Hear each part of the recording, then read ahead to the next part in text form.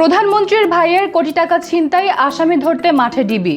সাভার আশুলিয়ায় 12 দিনে 17 উদ্ধার, আতঙ্কে স্থানীয়রা। নিষিদ্ধ ছাত্রলীগ নেতা গোলাম রাব্বানীর ভাই সহ পুলিশের 6 কর্মকর্তা বরখাস্ত। সাভারে বিকট শব্দে কেঁপে উঠল এলাকা।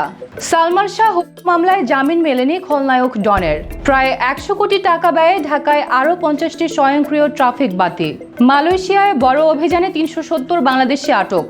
থাইল্যান্ডে কর্মী পাঠানোর নতুন দুয়ার খুলছে বাংলাদেশ।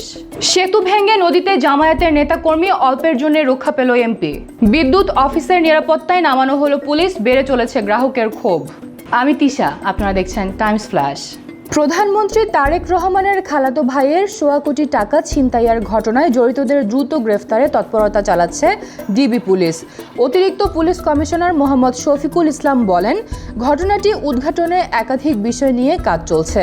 এর আগে র্যাব 1 ব্যাটালিয়নের দক্ষিণ পাশে 3 মোটরসাইকেলে আসা কয়েকজন ডিএল পেট্রোল পাম্পের 1,25,25,000 টাকা বহনকারী গাড়ির গতিরোধ করে ধারালো অস্ত্রের ভয় দেখিয়ে টাকা নিয়ে পালিয়ে যায়। এ ঘটনায় অজ্ঞাতদের আসামি করে মামলা হয়েছে। দুদিনের বিক্রির টাকা একসঙ্গে ব্যাংকে নেওয়ার সময়ই ছিনতাইয়ের ঘটনা ঘটে। সাভার ও আশুলিয়ায় মাত্র 12 দিনে 17টি শক্তিশালী বোমা উদ্ধারে স্থানীয়দের মধ্যে আতঙ্ক ছড়িয়েছে। এসব ঘটনায় একজনকে গ্রেপ্তার করা হয়েছে। পুলিশ জানায়, উদ্ধার বোমার সঙ্গে জেএমবির লিফলেটও পাওয়া গেছে। সর্বশেষ সাভারের লালটেকে মাদ্রাসা মসজিদের পাশের জঙ্গল থেকে প্রেসার কুকার সদৃশ উদ্ধার করে ডিএমপির বোমা নিষ্ক্রিয়কারী দল। একই রাতে সোমপুর ও হেমায়েতপুরে 14টি পাইপ বোমা ও বিপুল বোমা তৈরির সরঞ্জাম উদ্ধার হয়। গ্রেপ্তার আরিফ হোসেনের কাছ থেকে 5টি পাইপ বোমা এবং তার তথ্য অনুযায়ী আরও 9টি বোমা উদ্ধার করা হয়। এর আগে আশুলিয়ার চারাবাগে আরও একটি প্রেসার কুকার সদৃশ বোমা উদ্ধার হয়।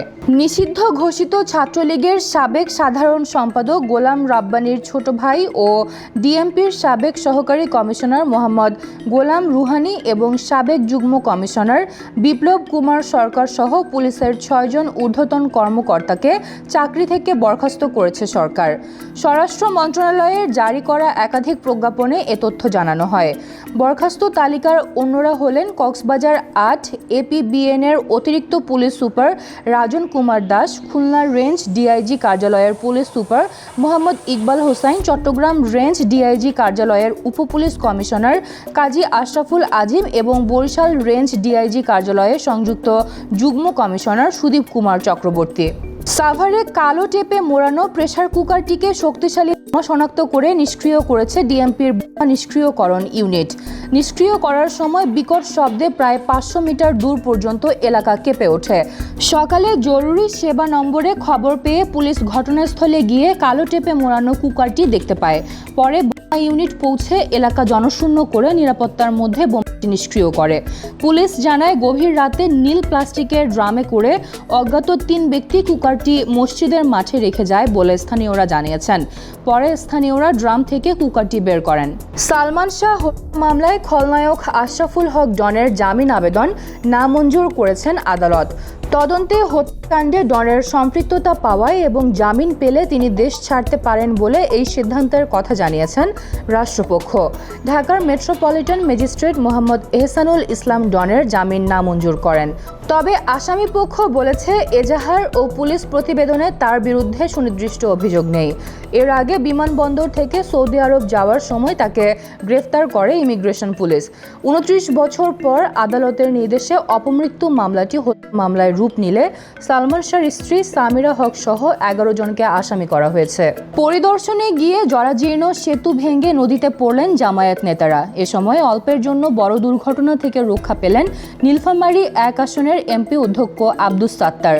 অতিরিক্ত মানুষের চাপে সেতুর একটি অংশ ভেঙে নদীতে পড়ে যান কয়েকজন নেতাকর্মী। তবে স্থানীয়দের সহায়তায় এমপি নিরাপদে সরে যান।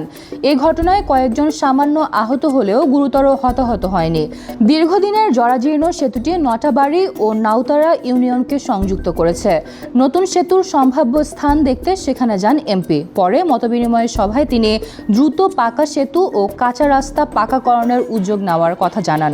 বিদ্যুৎ অফিসের নিরাপত্তায় সাদা পোশাকে পুলিশ মোতায়েনের পাশাপাশি রাতে টহল জোরদার করা হয়েছে।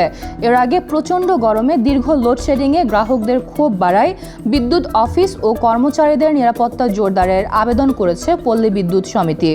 ডোমার থানায় নিরাপত্তা চেয়ে আবেদন করেন নীলফামারী পল্লী বিদ্যুৎ সমিতির zonal officer DGM AKM Alauddin. আবেদনে ডোমার জোনাল অফিস, আন্ধারুর মোড়ের উপকেন্দ্র 1 ও চিলাহাটি অভিযোগ কেন্দ্রে নৈশকালীন পুলিশ টহল চাওয়া হয়। জাতীয় গ্রিডে উৎপাদন সরবরাহ ঘাটতির কারণে বরাদ্দ কম থাকায় বিভিন্ন এলাকায় লোডশেডিং করতে হচ্ছে বলে জানান তিনি। ঢাকার যানজট নিয়ন্ত্রণ ও সড়কে শৃঙ্খলা ফেরাতে আরও 50টি স্বয়ংক্রিয় ট্রাফিক সিগন্যাল বসানোর উদ্যোগ নিয়েছে সিটি কর্পোরেশন। এতে ব্যয় হবে প্রায় 100 কোটি টাকা। ফলে প্রতিটি সিগন্যালে গড়ে প্রায় 2 কোটি টাকা ব্যয় নির্ধারণ করা হয়েছে। ডিএনসিসির 28টি সিগন্যালে ব্যয় হবে প্রায় 55 কোটি এবং ডিএসসিসির 22টিতে প্রায় 44 কোটি টাকা। বুয়েট ও ঠিকাদারি প্রতিষ্ঠানের যৌথ তত্ত্বাবধানে এই প্রকল্পে খুঁটি, স্টিলের বেড়া, AI ক্যামেরা সহ বিভিন্ন প্রযুক্তিগত সরঞ্জাম স্থাপন করা হবে। দরপত্র শেষে দ্রুত কাজ শুরুর কথা জানিয়েছে 2 সিটি কর্পোরেশন। মালয়েশিয়ায় 2 দিনের অভিযানে 370 বাংলাদেশি সহ 1043 জন অবৈধ অভিবাসীকে আটক করেছে ইমিগ্রেশন বিভাগ। অপশাসার অভিযানে 3307 বিদেশিকে জিজ্ঞাসাবাদ ও তল্লাশি করা হয়। আবাসিক এলাকা ও অভিবাসী হটস্পটে চালানো অভিযানে আটক অন্যদের মধ্যে ইন্দোনেশিয়ার 328 ও মিয়ানমারের 183 জন রয়েছেন। আটক অধিকাংশই পুরুষ, বয়স 17 থেকে 59 বছর। পরিচয়পত্র না থাকা, পাশের শর্ত ভঙ্গ ও অতিরিক্ত সময় অবস্থানের মতো অভিযোগে তাদের আটক করা হয়েছে। এর আগে চলতি বছর 31,000-এর বেশি বিদেশিকে ফেরত পাঠানো হয়েছে। এছাড়া জুলাই পর্যন্ত ডিটেনশন ডিপোতে রাখা হয়েছে প্রায় 28,000 বিদেশিকে। নির্মাণ, কৃষি ও হালাল ফ্যাক্টরি সহ বিভিন্ন খাতে কর্মী সংকট মেটাতে বাংলাদেশ থেকে কর্মী নিতে আগ্রহ প্রকাশ করেছে থাইল্যান্ড। ঢাকায় প্রবাসী কল্যাণমন্ত্রী আরিফুল হক চৌধুরীর সঙ্গে থাই শ্রম বিষয়ক সিনেট কমিটির প্রতিনিধি দলের বৈঠকে এ আগ্রহের কথা জানানো হয়। বর্তমানে 4টি দেশের সঙ্গে থাইল্যান্ডের কর্মী নিয়োগ চুক্তি রয়েছে। কম্বোডিয়ার সঙ্গে সীমান্ত উত্তেজনায় কর্মী নেওয়া বন্ধ থাকায় বাংলাদেশকে 5ম দেশ হিসেবে যুক্ত করতে চায় তারা। বাংলাদেশ দক্ষ কর্মী পাঠাতে বোয়েসেলের মাধ্যমে নিয়োগের প্রস্তাব দিয়েছে। তবে ভিসার মেয়াদ শেষে অবস্থান, ট্রানজিট ও মানব পাচার নিয়ে থাই পক্ষ উদ্বেগ জানিয়েছে। এরকম আরও ভিডিও নিউজ পেতে ভিজিট করুন BangladeshTimes.com-এ। ধন্যবাদ।